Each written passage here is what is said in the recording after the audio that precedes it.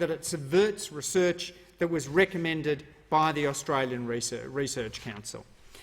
There is some $800 million of grants that are allocated through the Australian Research Council, and the meddling is utterly outrageous.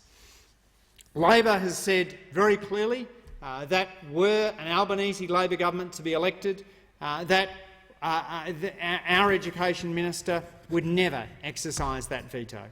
It never happened when Senator Carr was the Minister for Education.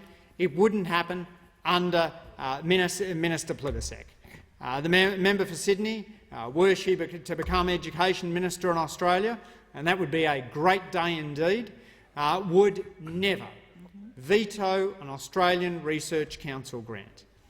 The member for Sydney, Tanya Plibersek, recognises that the Australian Research Council is an independent Commonwealth body, recognises that the political interference undermines the support of the academic community for the Australian Research Council process, recognises that the attacks on the independence of the Australian Research Council are just part of the government's attacks on universities. We've seen cuts to university funding and we've seen jobs lost. Universities such as Curtin University and the Australian National University have literally been decimated, losing more than 1 in 10 of their staff. During the pandemic, the government changed the rules 3 times to prevent public universities getting JobKeeper assistance. And that's one of the reasons why so many of them lost jobs. But at the same time, casinos got JobKeeper. $20 billion of JobKeeper went to firms with rising revenue. Private universities, such as Bond University and New York University's Sydney campus, got JobKeeper. But universities were left out, and the Commonwealth assistance that was extended to universities was far less than the hit to their revenue from the government closing the borders and shutting off access to overseas students. International education is our 4th biggest export industry, and yet it's being undermined by this government.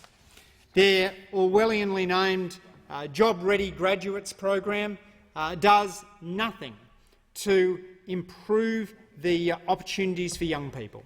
It drives up the cost of an arts degree, so it's now comparable to the cost that US students pay to study at a typical university in the United States. An Australian student can pay $58,000. And we know that because debts are paid through the HECS system, that students simply don't change their course choices when fees go up or down for particular courses. Instead, what happens is you merely add to the debt burden of young Australians. The government's attacks on universities and attacks on research are nothing short of outrageous and should be condemned by this House.